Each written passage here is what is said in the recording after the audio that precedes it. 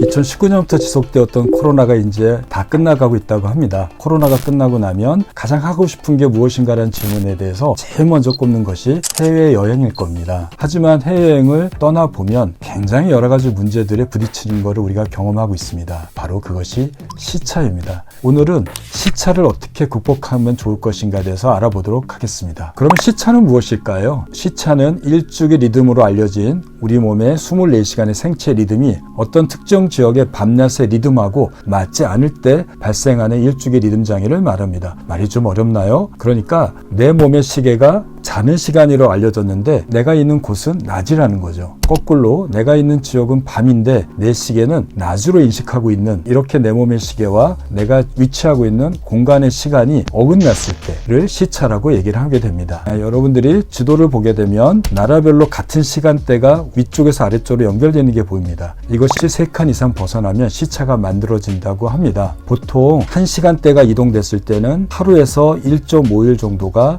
시차로 문제를 경험한다고 합니다. 그래서 3시간대가 이동하게 되면 3일에서 4.5일 정도 시차로 고생을 하는 거죠. 5시간대로 이동하게 되면 5일에서 7.5일 동안 시차로 고생하게 됩니다. 그래서 서울에서 LA로 도착하게 되면 한 시차를 극복하는 데 일주일이 걸리게 되는 거죠. 이러한 이유는 우리의 생체 시계는 하루에 최대 1시간밖에 이동을 하지 않습니다. 도착한 여행지에서 햇빛도 쬐고 낮에 안 자고 밤에 잘 자려고 아무리 열심히 노력해도 우리 생체 시계는 하루에 1시간 이동하니까 7일에서 8일 정도 지나야지 그 나라의 밤낮과 내 생체 시계가 일치하게 됩니다. 시차의 증상은 어떤 것이 있을까요? 첫 번째는 수면의 문제입니다. 우리 몸의 시계와 세상의 시계가 어긋나니까 내가 자고 싶어도 잘 수가 없고 내가 깨고 싶어도 깰 수 없는 상태가 됩니다. 그래서 열심히 여행지에서 여행하고 움직이고 활동해서 너무나 피곤하다 하더라도 막상 밤이 되면 잠깐 피곤해서 한두 시간 자다가 깨어나서 더 이상 못 자는 일을 경험하게 됩니다. 어제 한 11시에 잔 것 같은데 2시간마다 깨네요. 1시에 한 번 깼고 3시에 한 번 깼고 5시에 한 번 깼고 피곤해서 그런지 예전에 비해서 쉽게 잠들었고 6시 지나니까 더 이상 잘 수 없어서 일어났어요. 두 번째는 우리의 인지 기능의 문제를 초래하게 됩니다. 주의력이나 집중력이 떨어지고 기억력이 떨어지는 일이 생길 수 있습니다.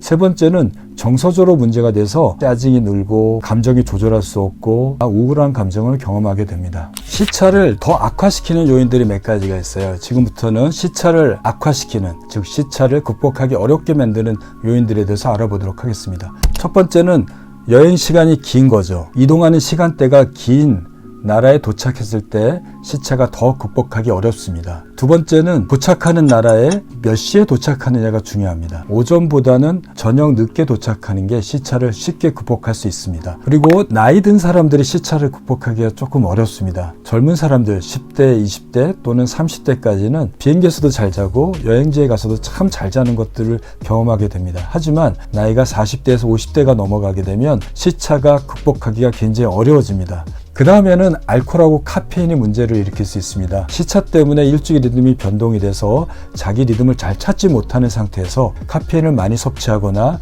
알코올을 많이 섭취하게 되면 일주기 리듬이 제자리를 찾는데 방해를 받을 수 있습니다. 그러면 시차를 어떻게 줄이고 예방할 수 있을까요? 핵심은 목적지, 내가 도착하는 곳의 시간대와 나의 생체 리듬이 빨리 동기화되도록, 즉 일주기 리듬이 여행지에서의 자고 깨는 시간대하고 일치하도록 재정렬하는 것이라고 할 수 있겠습니다. 시차를 극복하기 위해서는 우리 생체 시계를 조정하는 여러 가지 인자들을 잘 조율하는 것이 중요하다고 할 수 있겠습니다. 첫 번째는 빛인데요. 특히 빛 중에서 자연광, 즉 햇빛이죠. 이 햇빛은 우리 생체 리듬을 가장 강력하게 조정하게 됩니다. 날씨가 흐린다 하더라도 태양에서 나오는 빛은 우리 생체 리듬을 계속 조정하고 있는 겁니다. 따라서 여행지에 도착했을 때는 내 낮에는 밝은 빛에 노출되도록 계속 하셔야 됩니다. 여행지에서 햇빛 을 계속 지속적으로 쬐게 되면 우리 생체 시계가 빠르게 그날의 시계로 이동하게 되는 것을 느낄 수 있게 됩니다. 여행지에 도착한 다음에 첫날에는 빛을 피하는 게 좋습니다. 그 다음날부터 빛의 노출을 강하게 하시는 게 좋습니다. 이게 왜 그러냐면요, 내 생체 시계가 많이 이동되는 상황인데 너무 갑자기 빛을 쬐게 되면 우리 뇌는 다시 혼란을 겪게 됩니다. 조금씩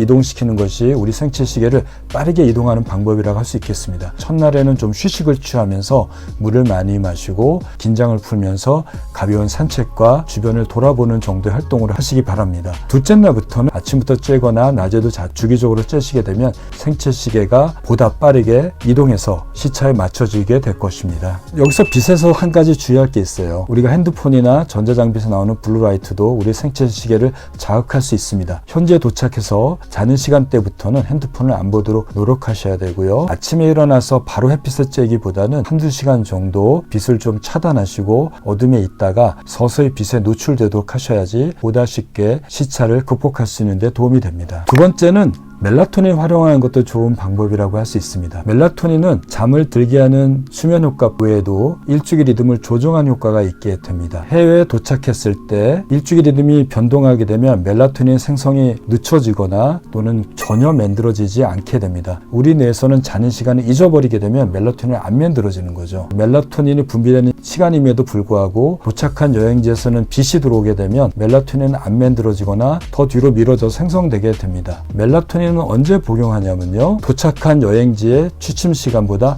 한두 시간 전에 복용하는 겁니다. 여행을 가다 보면 멜라토닌 이외에도 수면제를 많이 가져가시는 분들이 있습니다. 수면제나 수면 보조제 또는 수면 유도제는 잠을 쉽게 드는 데 도움이 될 수 있지만 잠자는 시간을 변동시키지는 않게 됩니다. 따라서 시차로 인해서 피로를 치료하지는 못합니다. 수면제나 수면 유도제를 여행 때 써서는 안 된다는 건 아니고요. 너무 잠을 못 잤을 때는 적은 용량으로 잠깐 쓰는 거는 괜찮을 수 있지만 이것을 통해서 시차를 극복할 목적으로 매일 복용해서는 안 됩니다. 해외여행을 가보면 굉장히 몸이 피곤한 상태일 겁니다.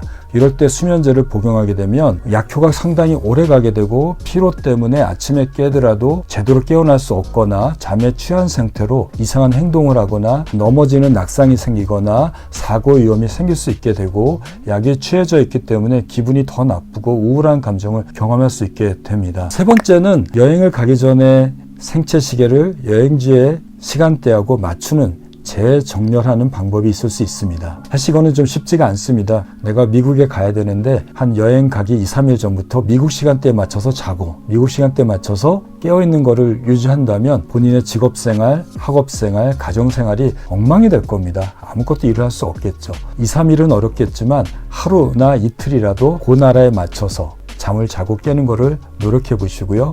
사실 저도 개인적으로 미국이나 유럽을 갈 때는 하루나 이틀 전부터 잠자는 시간을 조금 늦게 자서 그 나라의 시간에 조금 맞추도록 미리 조정하고요. 비행기에서도 현지 시간에 맞춰서 깨어있고 자도록 노력하게 됩니다. 저희가 도착하는 그리스는 오후 4시, 6시간 전이니까 오후 4시입니다. 제가 잠을 잘 자려고 그러면 앞으로 한 6시간 정도는 잠을 안 자고 잘 견뎌야 될 것 같네요. 비행기 안에서도 잠 안 자려고 노력을 하겠지만 한 서너 시간 저랑 자지 않을까 싶습니다. 6시간을 갑자기 이동시키는 건 어렵기 때문에 오늘은 한 2시간, 3시간만 이동해서 새벽 1시까지 안 자도록 한번 해보고요. 여행 전에 몇 가지 준비할 게 있습니다. 비행기 안에서나 현지에 도착했을 때 수면에 도움이 되는 소음을 막는 귀마개, 편안한 잠옷 같은 것들을 미리 잘 준비하시기 바랍니다. 비행기 안에서도 자는 시간에 맞춰서 수면 안대를 쓰고 또 귀마개를 하셔서 깊이 잘도록 노력하셔야 되고요. 현지 가서도 그렇게 하시면 도움이 될 수 있습니다. 또는 많은 스트레스를 안고 여행을 가시게 되면 생체 리듬이 잘 조절되지 않기 때문에 가능하면 여행 갈 때 스트레스를 좀 내려놓거나 즐거운 마음으로 여행을 떠나시기 바랍니다. 그리고 세 번째는 여행 첫날 너무 일정을 타이트하게 짜지 않는 것이 좋습니다. 첫날에는 적응하는 시간이 필요해요. 현지에 도착했을 때 너무 많이 움직이고 또 햇빛을 많이 쬐게 되면 우리 생체 시계가 굉장히 혼란을 빠르게 겪게 되거든요. 그러면 시차가 극복하기가 좀 어렵습니다. 비행기를 탄 다음에 몇 가지 좀 주의할 게 있습니다. 우리가 비행기를 타게 되면 굉장히 압력이 낮아지고 또 건조해지기 때문에 탈수가 되기 쉽습니다. 탈수가 되게 되면 굉장히 피로함을 느끼고 또 우리 생체 시계도 굉장히 혼란을 겪게 됩니다. 비행 중에는 물을 자주 마셔서 탈수가 안 되도록 예방하시는 게 좋습니다. 또 현지에 도착하셔서 하루 이틀은 물을 많이 드시게 되면 생체 시계가 보다 현재 시간과 잘 조정될 수 있습니다. 알코올을 제한하는 것도 도움이 될 수 있습니다. 술을 먹으면 잠잘 수 있다는 마음으로 또 비행기에서 할 일이 없으니까 술이나 먹고 잠을 잘 잔다는 마음으로 술을 많이 드시게 되면 술 때문에 탈수가 더 가중되겠죠. 술 때문에 잠자는 리듬이 깨질 수 있습니다. 세 번째는 카페인입니다. 이 카페인을 너무 많이 마시게 되면 생체 리듬은 더 뒤로 밀리거나 잘 조정되지 않을 수 있습니다. 카페인을 드실 때는 현지 시간에 맞춰서 낮 시간, 특히 점심 이전 시간에 드시도록 하셔야 되고, 비행기에서도 현지 시간에 맞춰서 카페인을 섭취하시기 바랍니다. 현지에 도착해서 시차를 극복하는 방법이 몇 가지가 있습니다. 오전이나 점심시간에 맞춰서 산책과 가벼운 신체 활동을 하시는 것은 도움이 될 수 있습니다. 적절하게 햇빛을 쬐는 것도 도움이 되죠. 이렇게 오전에 햇빛을 많이 쬐고 또 가벼운 산책을 하는 것은 생체 리듬을 맞추는 데 큰 도움이 될 수 있습니다. 마지막으로는 낮잠입니다. 시차가 안 맞기 때문에 낮에 너무나 피곤한데요. 이럴 때 낮잠을 1시간, 2시간 길게 자게 되면 우리의 생체 리듬은 조정이 안 됩니다. 낮잠은 한 20분, 길어도 30분이 넘지 않도록 잠깐 주무시기 바랍니다. 오늘 말씀드린 시차를 극복하는 방법들을 잘 활용하신다면 보다 여행이 알차고 즐거운 여행이 되지 않을까 싶습니다. 저와 쿨잠TV의 운영진들이 그리스 아테네에서 열리는 유럽 수면학회를 참관하러 가게 됩니다. 저희도 한번 시차를 극복하는 방법들을 시행해 보도록 하겠습니다. 기대해 주시기 바랍니다.